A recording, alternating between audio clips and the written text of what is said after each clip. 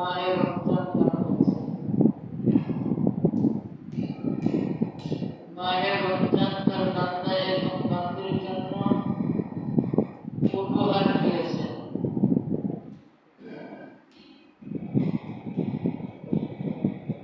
সেই আল্লাহ রাব্বুল আলামিন যিনি তার বান্দা বান্দীদেরকে মায়ের রমজান নামক মাসটি উপহার দিয়েছেন, এটাকেই শেষ করেননি। আল্লাহ রাব্বুল আলামিন বললেন, আমার বান্দার জন্য রমজানের রোজা আমি ফরজ করে দিয়েছি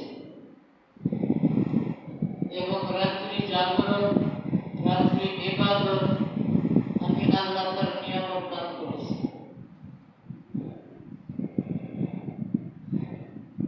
আমি সাক্ষ্য দিতেছি যে আল্লাহ তাআলা ব্যতীত অন্য কোনো মাবুদ নাই, তিনি একক, তাহার কোনো শরীক নেই। আমি আরো সাক্ষ্য দিতেছি যে সাইয়্যিদনা মাওলানা হযরত মুহাম্মদ সাল্লাল্লাহু আলাইহি ওয়াসাল্লাম তাহারই বান্দা ও রাসূল। আল্লাহ তাআলা জান্নাতকে সৃষ্টি না করলে কোনো কায়নাতকে সৃষ্টি করতেন না। আল্লাহ রাব্বুল আলামিন তাহার উপর এবং তাহার অসংখ্য সাহাবীগণের উপরে আদর্শ ধারায় রহমত বর্ষিত হোক ওই সকল নির্মাতার বান্দা বান্দির উপর। অতঃপর মাহে রমজান মাস নিকটবর্তী। এই মাসের দিনগুলোকে যেমন রোজা ফরজ করা হয়েছে, এই মাসের রাত্রি তারাবির নামাজকে সুন্নাত করা হয়েছে। হুজুর আকরাম সাল্লাল্লাহু আলাইহি ওয়াসাল্লাম ইরশাদ করেন, আল্লাহ তাআলা বান্দা বান্দির জন্য যেমন রমজান মাসের রোজাকে ফরজ করলেন, তদরূপ আমি আমার উম্মতের জন্য তারাবির নামাজকে সুন্নাত করে দিলাম। আমার উম্মতিগণ, তোমরা রমজানে রোজা রাখো এবং রাত্রি জাগিয়ে তারাবির নামাজ আদায় করো। কি বলছো? রাত্রি জাগিয়ে তারাবির নামাজ আদায় করো। হুজুর আকরাম সাল্লাল্লাহু আলাইহি ওয়াসাল্লাম ফরমাইলেন, আমার কোন উম্মতাইনের ভিতরে যদি রমজানে রোজা রাখার পর তারাবির নামাজকে গুরুত্ব সহকারে এই সুন্নাতকে আদায় করে, কিয়ামতের ময়দানে আমি নবী তাকে সুপারিশ করতে ভুলে যাব। যারা আমার সুন্নাতকে গাফিলতা করবে, যারা আমার সুন্নাতকে অবহেলা করবে, যারা আমার সুন্নাতের দাম দিবে না, এখতিয়ার করবে না, তাদের জন্য আমি নবীর সুপারিশ নসিবে জুটবে না।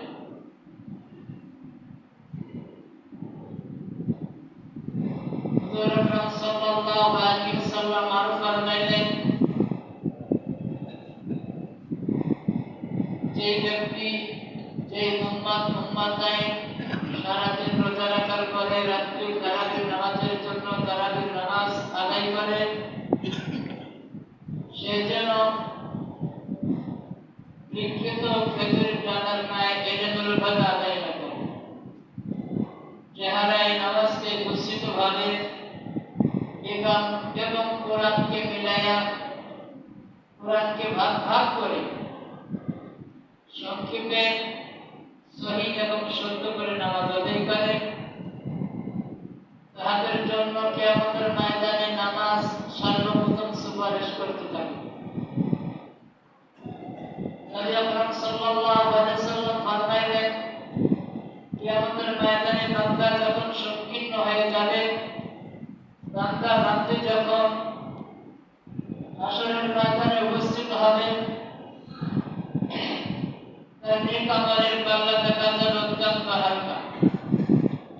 আল্লাহ তাআলা বলবে, বান্দা বান্দি, তোমাদেরকে বানিয়ে দিয়েছিলাম ইবাদত এবং বন্দেগী করবার জন্য, কিছু আমল দুনিয়া থেকে নিয়ে আসার জন্য। যেমন আমি তোমাদেরকে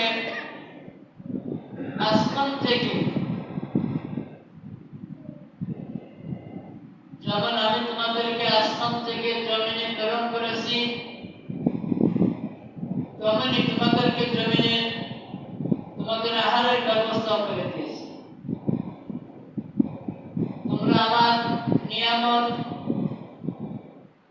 আহার করলাম, অথচ আমি আল্লাহর কথা ভুলে গেলাম, আমাকে স্মরণ করলাম না।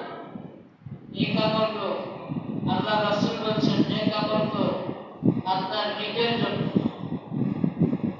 এই কামল কার জন্য? কথা বলেন, এই কামল কার জন্য? এই কামল নিজের জন্য। অথচ আল্লাহ কি চাইলেন? কিছু জমা চাইলেন, দেখতে চাইলেন। আসলে তো আল্লাহকে দেখে না, কথা বলেন, দেখে না। আল্লাহ কিন্তু সব কিছু দেখে।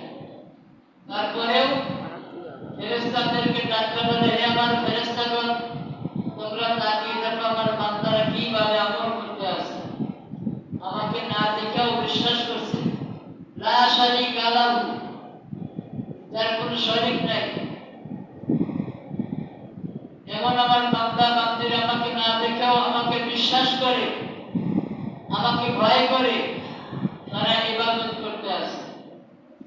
কিয়ামতের ময়দানে যখন এই বান্দাকে জিজ্ঞাসা করা হবে,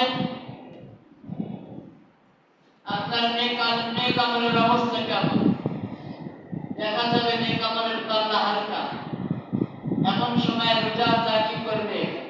বান্দা এবং বান্দির জন্য সুপারিশের জন্য দাঁড়িয়ে যাবে, আহ্বান জানাবে, দরখাস্ত জানাবে, আল্লাহ তোমার বান্দা দুনিয়ার জিন্দেগিতে আমি তোমার বান্দাকে তোমার বান্দিকে পানাহার থেকে মুক্ত করেছি, যৌন মিলন থেকে বিরত রেখেছি এবং সারাদিন তাকে অনাহার রেখেছি। আমি সেই রোজা, আমি আপনার বান্দার জন্য সুপারিশ চাই, আপনার বান্দাকে মাফ করে দেয় এবং আমার সুপারিশকে কবুল করে তরিকা আলহামদুলিল্লাহ। আল্লাহ সঙ্গে সঙ্গে সেটা কবুল করবে। এরপরে রাত্রি জাগরণ করিয়ে যে নামাজ আদায় করলেন, তারাবির নামাজ। এই তারাবির নামাজ আল্লাহর কাছে যে দরখাস্ত পেশ করবেন, হে আল্লাহ, ওই বান্দা রাত্রি জাগরণ করিয়া স্ত্রী বিছানা ত্যাগ করে রাত্রি জাগরণ করিয়া আপনার হাবিবুল্লাহর সুন্নত মোতাবেক তারাবির নামাজ আদায় করেছে, আমি তার জন্য সুপারিশ চাই। আপনি মেহেরবানি করে তাকে সুপারিশ করুন এবং আমার কামনা কবুল করুন। সুবহানাল্লাহ, সুবহানাল্লাহ বলতে কি ভয় লাগে কি? মাশাআল্লাহ। এরপরে বান্দাকে নাজাতের জন্য কোরআন যা বান্দা এমন ভাবে কোরআন যা বলবে, হে আল্লাহ, আপনার বান্দা আপনার বান্দি রাত্রির ঘুমকে হারাম করে দিয়ে আমি কোরআনকে তেলাওয়াত করেছি। ওয়ারাত্তিলিল কোরআন তারতিলা, শুধু তেলাওয়াত করে নাই, তারতিলের সাথে সহিভাবে তেলাওয়াত করেছি। যার কারণে আমি কোরআন তার জন্য আপনার কাছে সুপারিশ চাই, আমার বর্ণমালাকে আপনি মাফ করে দিয়ে তাকে জান্নাত দিয়ে দেন। আল্লাহ তাআলা কোরআনের দাবি পূরণ করবেন, কোরআনের দরখাস্ত কবুল করবেন, সঙ্গে সঙ্গে বান্দা এবং বান্দিকে জান্নাতের মধ্যে দিয়ে দেওয়া হবে। এত বড় নিয়ামত পাওয়ার পরে আমরা যদি আমল না করি, আদায় না করি, তাহলে দোষ কি আল্লাহর? দোষ কি আল্লাহর? দোষ আল্লাহর না, দোষ আমাদের। ওই যে একটা কথা মাঝে মধ্যে হয়, একজন দৈনিক আল্লাহর কাছে খালি সোনা চায়, আল্লাহ আমাকে একটু সোনা দাও, আমি তো চলতে পারি না, আমার পাশের গাড়িটা কত বড় লোকাল, আমি গরিব। এরকম চাইতে চাইতে আল্লাহ হঠাৎ করে একদিন কবুল করলেন। কিন্তু আল্লাহ বললেন, বান্দা, তোমাকে সোনা আমি ঠিকই দেবো, কিন্তু ঘরের মধ্যে যায় দেবো না, পথের মধ্যে দেব, তুমি ঘুরে দাও।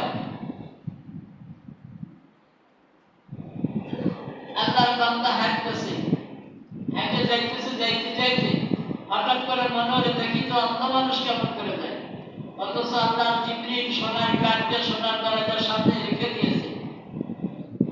ওই সময় উনি অন্ধ সাজছে, অন্ধ মানুষ কেমন করে যায়, চোখ বুঝে কি করছে, সেই সোনার গলা পাড়া চলে গেছে। পিছন থেকে আল্লাহর এক বান্দা দেখছে একটা সোনার গলা পড়ে আছে, উনি পাড়া চলে গেল। যেই ব্যক্তির সম্পদের অভাব নাই, আবার সেই ব্যক্তির কাছে চলে গেল, উনি পাড়ায় অন্ধ সেজে চলে গেল। আর সম্পদওয়ালা ব্যক্তি পরে তো সেই স্বর্ণের গলা উঠায় দিল। যেরকম সুবহানাল্লাহ। তাহলে আল্লাহর কাছে চাইলেও কোনো নেই, অথচ এই জায়গায় নেয়, যার কারণে উনি অন্ধ সাজলেন। আমরা যদি দুনিয়ার থেকে নেক আমল না করি, দুনিয়ার থেকে নেক আমল না নিয়ে যদি কবরে যাই, তাহলে বোঝা যাবে যে আমার এই কপাল হলো পোড়া। আমাদের কপাল পোড়ার কারণে দুনিয়া আসার পরে আল্লাহ এত সুযোগ দিলেন, এরপরে এই যে সম্মানিত একটা রাত এই মাসে আসতেছে, যেই নাম, সেই মাসটার নাম, যেই দিনটার নাম লাইলাতুল কদর। ওই ব্যক্তির জন্য ভাগ্য খারাপ যে ব্যক্তি আত্মীয়তা চিন্তাই করেছে, ওই ব্যক্তির দোয়া ওই রাত্রিতে কবুল হবে না। অথচ ওই রাত্রি জাগরণ করলে 1000 বছর ইবাদতের সমান